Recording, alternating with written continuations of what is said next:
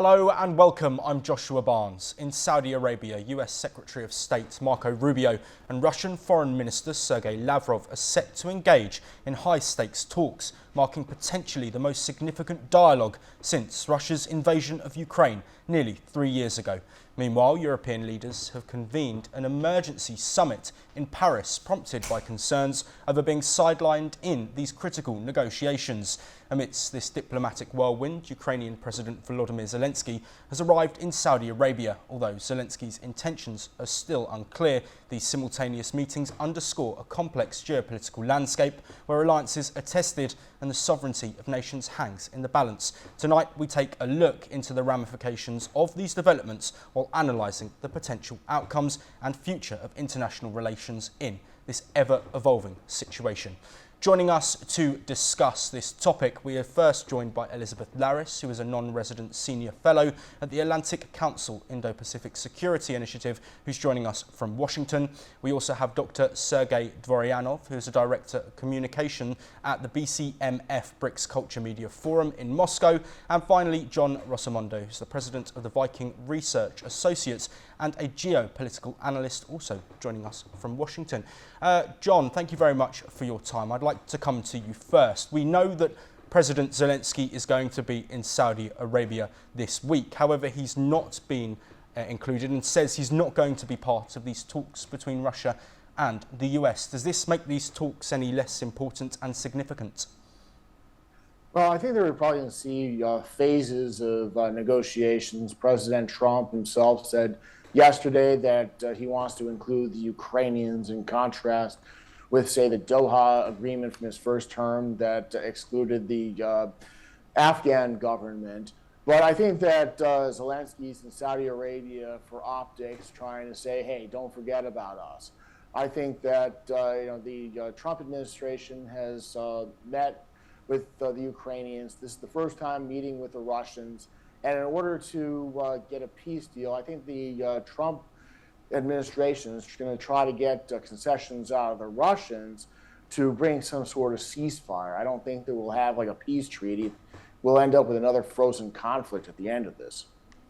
Dr. Dvoryanov, I'd like to come to you and look at it from a Russian perspective. Does this meeting that's taking place and a potential meeting between Donald Trump and Vladimir Putin show that the two countries are forming some form of alliance, and maybe there's a preference in these negotiations regarding America and their potential alliance with Russia?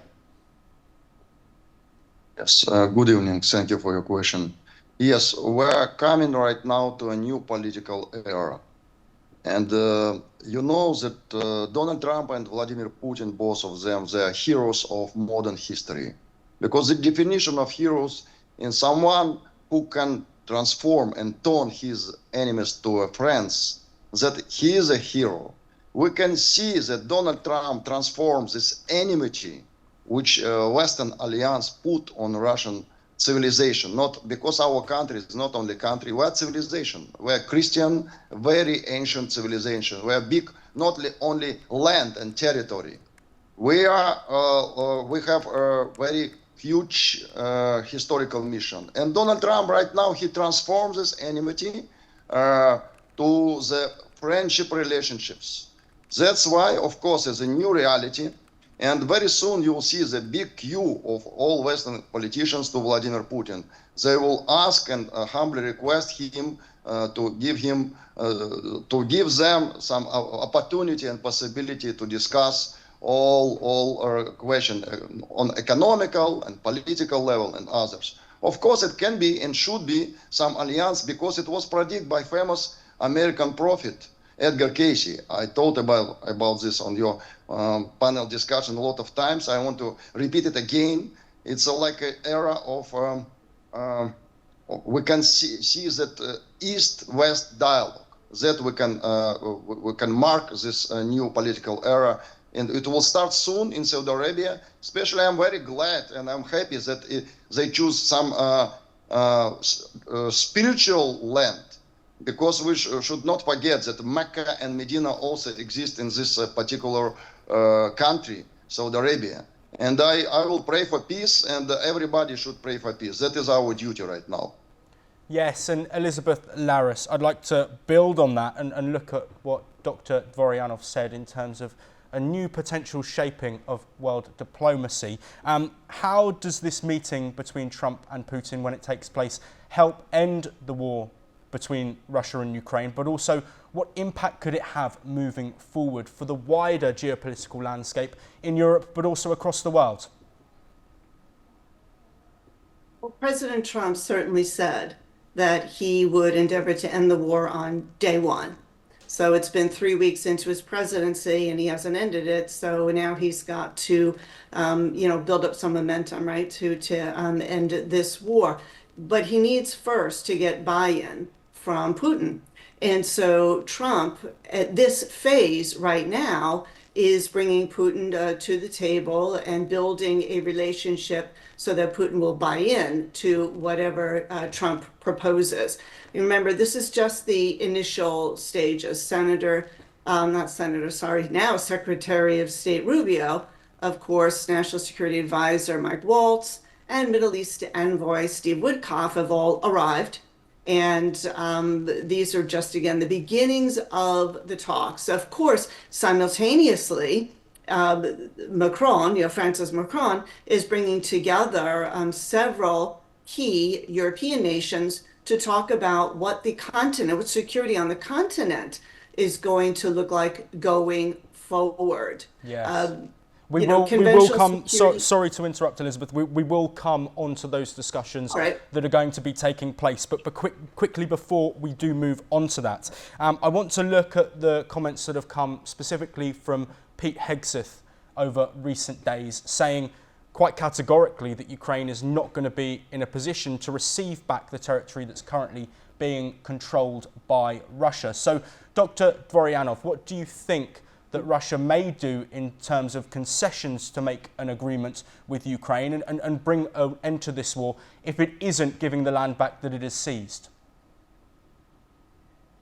Regarding concession, you can see, of course, it's a lot of different interests, government and country interests. Everybody wants, obviously, have their own mission to negotiate the peace on the best condition for the country. Obviously, we can expect, especially because we understand, for example, the mindset of Donald Trump. He is a very mature businessman, and he is doing his action in political activity, also like a negotiator and businessman. And regarding that possibilities of Ukraine, we can see first the main question, when Ukraine will start officially to make a new election, because May, it was the last month when Mr. Zelensky was officially like a representative of Ukraine on the like a real president. Right now, Ukraine should start to announce when they are happy to make a new election, and the new leader, responsible leader of Ukraine, he will take care about the future of this country.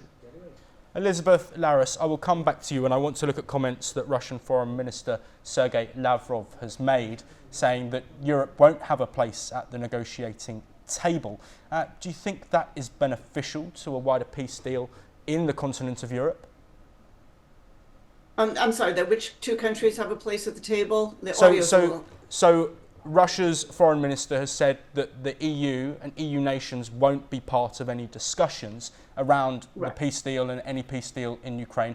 Why do you think that is, and what impact could that have, given that the support that the Europe and European nations will have to give in order to potentially keep that peace deal there? Well, he thinks that he'll get a better deal just negotiating with the United States. Europe is, well, first of all, the European Union is not so much of a union. They're really quite divided in their attitudes, though ironically this whole issue is bringing them to gel together a bit more as they become really scared out of their wits for their conventional security. And so, of course, Russia wants to come to the table with the strongest hand they can have, and usually that's bilateral. It believes that President Trump is the best one who's going to give them the deal that they're looking for. John Rosamundo, do you think this meeting that European leaders are currently holding is a sign of unity with Ukraine? Or do you think it could potentially be more of firing a shot at the US and Russia and saying, we are here and we are a part of this, whether you want us to be or not? Well, I think that Elizabeth is right. The biggest problem that the Europeans have among themselves is what to do with Ukraine. The Germans have gotten in the way of every effort to try to put together a united front to support Ukraine. I think that they'll probably make cheap shots against the US and Russia because of their lack of unity. However, I think that the Europeans need to look to Poland, which I think is the new leader of the EU, to come up with a coherent plan for how the Europeans going to react to having Russia as a neighbor. Elizabeth, I will come back to you with this. UK Prime Minister Keir Starmer has said that the UK will be willing to provide peacekeeping troops to be stationed within Ukraine if they're needed as part of any deal. Do you think that this is something that is necessary? And also, do you think other nations should get on board with that? I admit I was a little bit surprised by that because Europe overall has been hesitant to become involved. Certainly, if we go back 3 years ago when Russia invaded Ukraine, there was very tepid response from Europe. It was wait and see if these Ukrainians are really going to fight. And once they had essentially proven themselves, Europe began to become much more involved, with weaponry and armaments. I was surprised by Polish Foreign Minister Radek Sikorski's comment that the European Union would be happy to supply troops to the endeavor. And so this certainly broadens the conflict. These are NATO countries that would be fighting very much, almost directly. I don't even know if this would be a proxy war. It's a proxy war right now. This could develop into something beyond a proxy war if NATO countries are really putting boots on the ground in Ukraine. If they're there as peacekeepers, different story, but NATO is usually not there as peacekeeping. They're there to fight. And Dr. Dvoryanov, to throw that back to you, we've heard Zelensky in recent days talk about an army of Europe that would be needed for any peace deal to stand. What's the Russian perspective of European troops being stationed potentially in Ukraine and what that means for the war moving forward? First of all, I cannot see in Europe right now any resources to be decision makers on this matter. Actually, we have only two decision makers, it's Donald Trump and Vladimir Putin. We can see that Europe right now out of the process. Even inside France and Germany, we have a very strong opposition, and Mr. Macron and Mr. Scholz and many other European countries. I think very soon we can expect a change of the elites and a change of the policy inside European Union.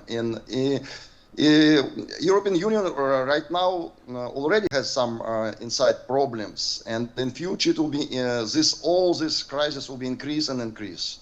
That's why I'm not worried what we should do about the position of European politicians. Right now it's not so important.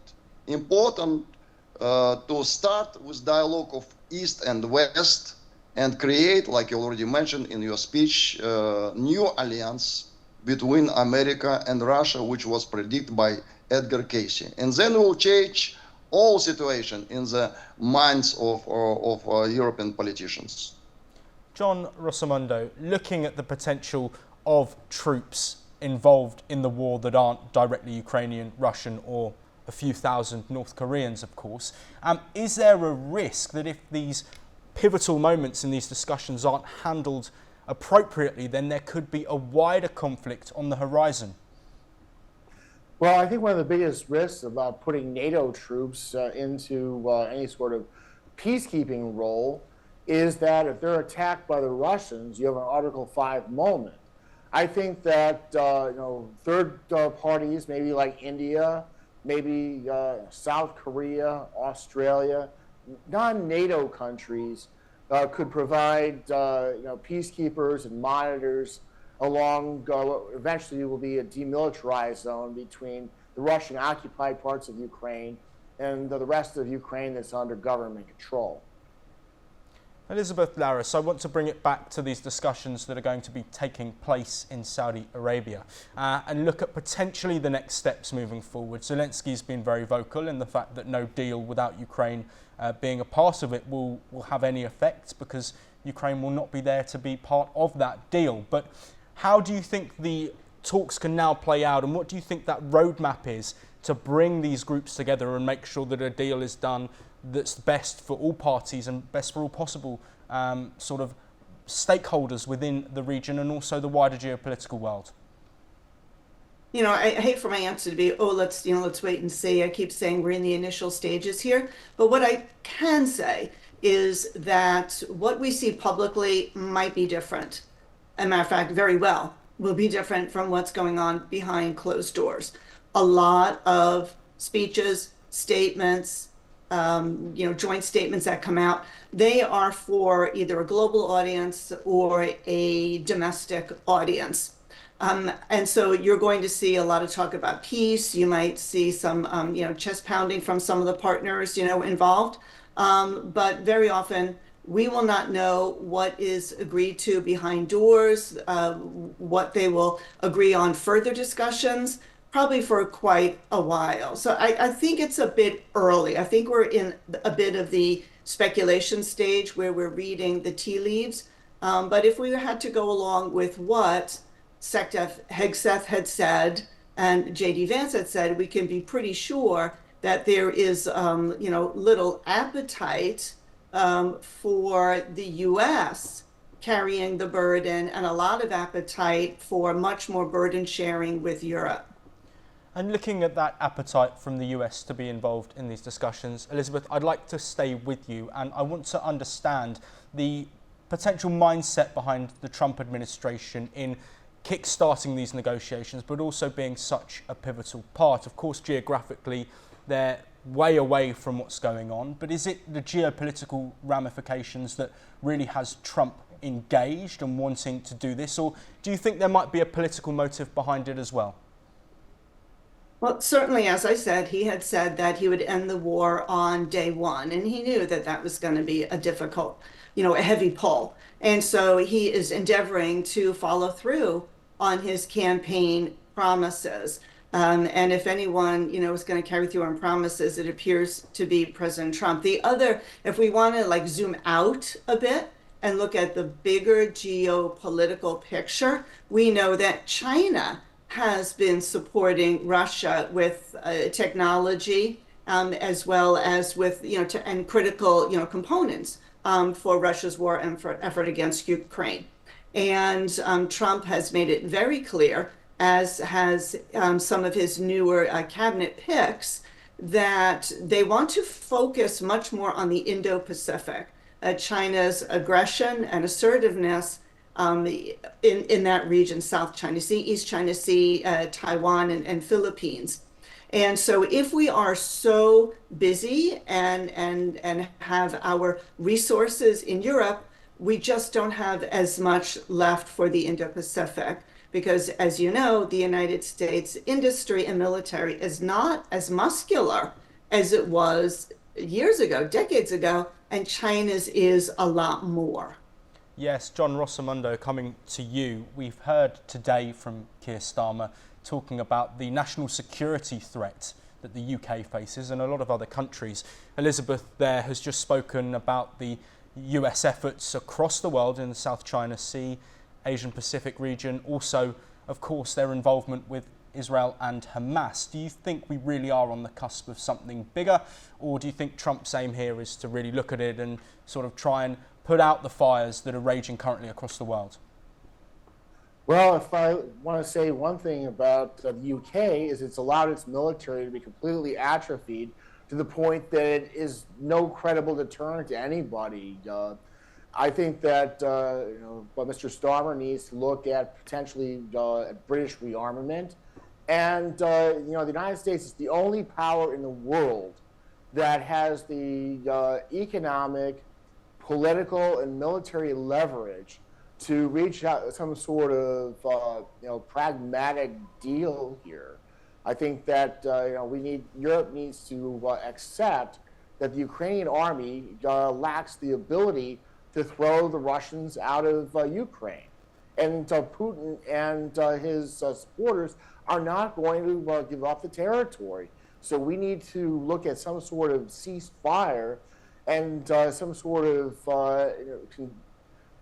realistic agreement where you freeze the front lines of the battlefield like we have in Korea. Dr. Dvoryanov, looking at that ceasefire and potential peace deal, do you think it's something that Vladimir Putin wants to rush into, given the US sort of removing their support for Ukraine, though some is still moving forward? But it seems that Ukraine are becoming more isolated and more vulnerable. Is Putin thinking now might not be the right time to sign a peace deal, given the gains that they're making on the battlefield? First of all, we can see that on Saudi Arabia, Russia will be represented by two very mature and experienced diplomats like Yuri Ushakov and Sergei Lavrov. It's only beginning, as first step. Then we can expect a personal meeting or Vladimir Putin and Donald Trump. We just only start the process. Of course, we're not in a hurry. Our country is doing well to complete our historical mission. And of course, we should we should start, we should negotiate. But basically, I already told a lot of times, main question right now, with whom we can make this agreement? Who will put signature from Ukrainian side? Because Mr. Zelensky is not more president anymore. It will be first and main question. Who will be responsible for this agreement? Because a lot of times our press secretary, Dmitry Peskov, and our leaders, they announce that we don't need some short and temporary agreement. We need peace for long time. We need some historical document. In this case, it should be some legacy from Ukrainian side. Who will put the signature is the main question right now. Dr. Dvoryanov, Elizabeth Laris and John Rosamondo, we are unfortunately out of time, but thank you very much. The talks that are coming up over the next couple of days will of course be pivotal in any potential peace and ceasefire deal between Russia and Ukraine, and we'll bring you all of the latest and the rest from across the world very soon.